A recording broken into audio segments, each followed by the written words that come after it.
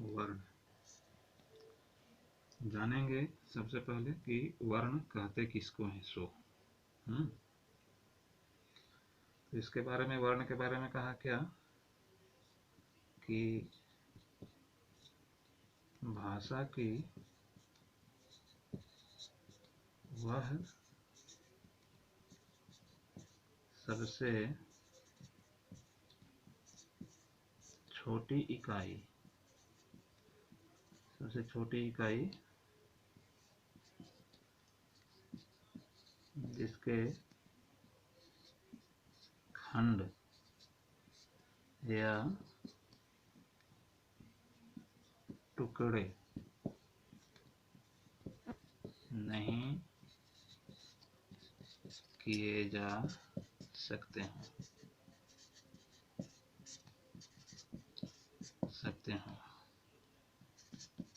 उसे वर्ण कहते हैं। क्या कहते हैं? वर्ण कहते हैं। भाषा की सबसे छोटी इकाई जिसके खंड या टुकड़े नहीं किए जा सकते हों उसे वर्ण कहते हैं। वो ऐसे भी कह सकते हैं कि लिखाई में आने वाले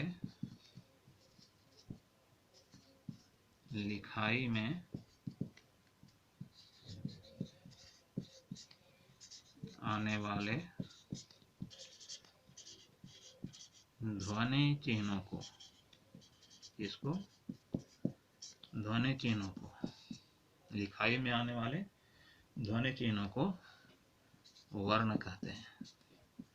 वर्ण कहते हैं। इन ध्वनि चिन्हों को दो भाग में नहीं बांटा जा सकता है, इसलिए इनको हम वर्ण कहते हैं। देखिए ये है, ये है, ये है। इनको हम दो भाग में नहीं बांट सकते हैं।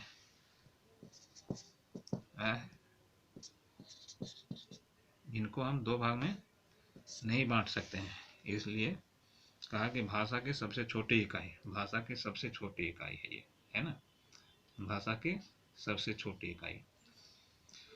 उसके बाद वर्ण के बाद आता है वर्णमाला। वर्ण के बाद आता है क्या? वर्णमाला, अर्थात वर्णों की माला, है ना, वर्णों की माला। वर्णमाला यानी कि वर्णों की माला। अब यहाँ वर्णों की माला, फूलों की माला तो ठीक है, लेकिन वर्णों की माला थोड़ा सा सुनने में ये लगता है ना, कि भाई वर्णों की माला कैसे बनेगी। माला बनाने की बात है कि वर्णों की माला बनाओ भाई, तो कैसे बनाएंगे वर्णों की माला। कहा कि वर्णमाला किसे कहते हैं, क्या है आखिर वर्णमाला। तो इसके बारे में कहेंगे कि वर्णों के व्यवस्थित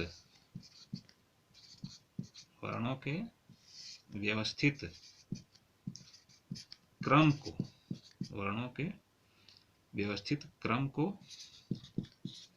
वर्णमाला कहते हैं।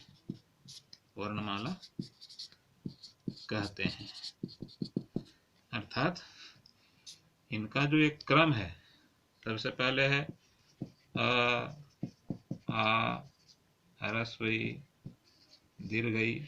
ये जो क्रम आगे चला जाता है, उसके बाद आता है क, ख, ग, घ।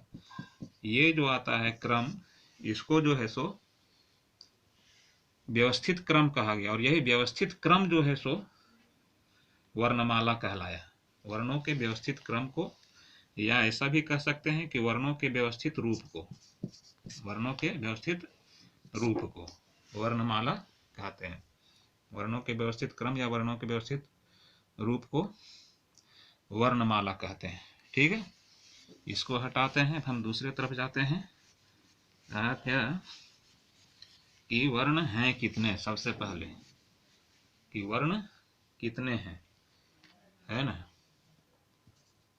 वर्ण कितने हैं। ठीक है, तो सबसे पहले है क्या कि हिंदी में हम पढ़ते हैं क्या कि वर्ण दो प्रकार के हैं। वर्ण कितने हैं? दो प्रकार के वर्ण हैं, हिंदी में पढ़ते हैं। कौन कौन से? एक तो है स्वर वर्ण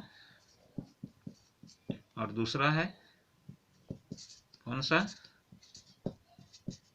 व्यंजन वर्ण। कौन वर्ण? व्यंजन वर्ण। स्वर वर्ण और व्यंजन वर्ण, ये दो हैं वर्ण। अब सबसे पहले जानते हैं कि स्वर वर्ण किसको कहते हैं, ये जानते हैं। स्वर वर्ण किसको कहते हैं ये जानते हैं। इसमें कहना है कि वे वर्ण जिनके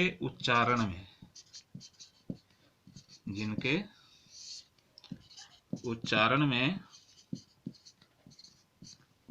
अन्य किसी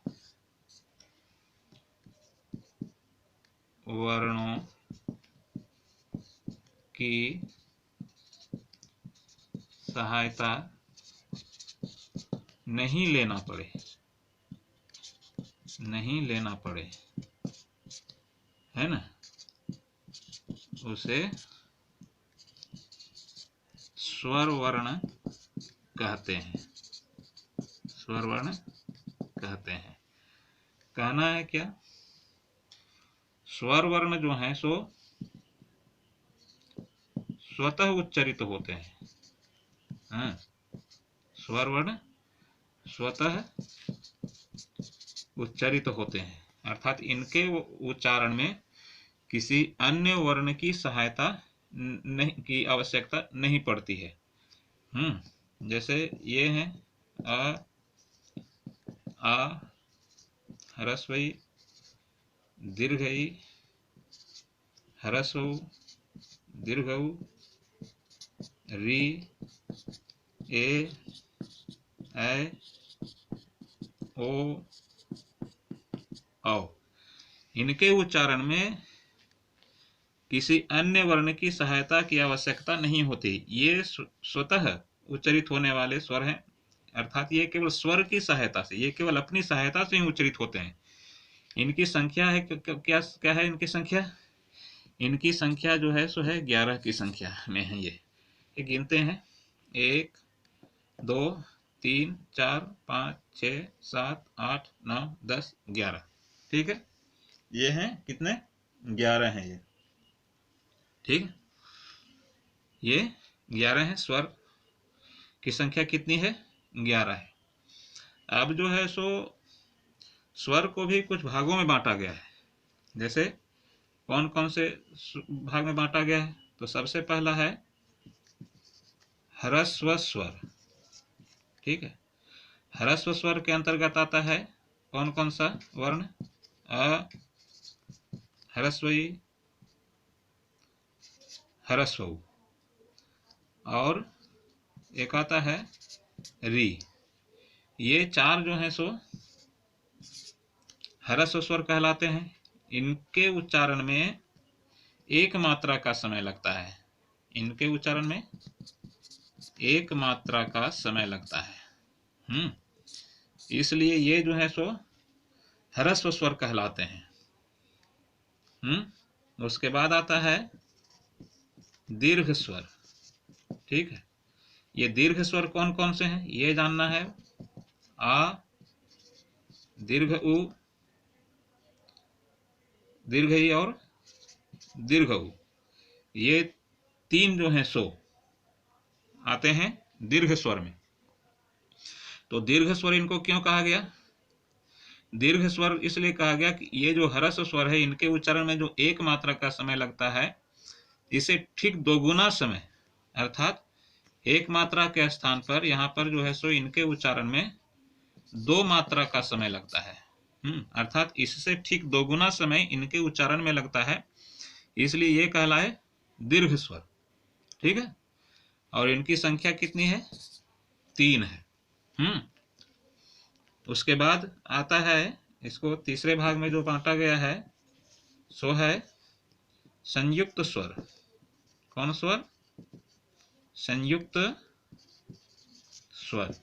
संयुक्त स्वर से तात्पर्य है क्या कि कुछ वर्ण ऐसे हैं जो कि एक से अधिक वर्णों के मेल से बने हुए हैं। जैसे कहा क्या? ए। अब ये जो है सो एक से अधिक वर्ण के मेल से बना हुआ है। ठीक है, जैसे एक से अधिक वर्ण से मिलकर के जो बना हुआ है, जैसे कहते हैं कि अ और ये ह्रस्व ई दोनों मिला करके बना हुआ है, ये बराबर ए है ना, अ और ए, इसलिए इनको संयुक्त स्वर कहा गया है। इन दोनों के मेल से ये बना हुआ है। ठीक है, उसके बाद ए के बाद आता है ऐ, है ना, ए के बाद आता है ऐ। तो ये ऐ जो है सो कैसे बना है? अ या आ भी कह सकते हैं। इसमें जो है सो ए जोड़ते हैं तो बनता है ऐ। उसके बाद आता है ओ। ओ जो है सो अ और ह्रस्व उ के मेल से जो है सो ओ बनता है। उसके बाद औ जो है सो किससे बनता है? आ और ओ, इन दोनों के मिलने से औ होता है। ठीक है, आप जब संधि पढ़िएगा तब जो है सो ये आपको पता चलेगा कि ये वर्ण का संयोग जो है सो एक साथ कैसे हुआ सो। ठीक है स्टूडेंट्स, आज के लिए इतना ही। अगले दिन फिर हम लोग मिलेंगे। तब तक के लिए हमारे चैनल को सब्सक्राइब कीजिए, व्याकरण खंड को पढ़िए, वीडियो को लाइक कीजिए। धन्यवाद।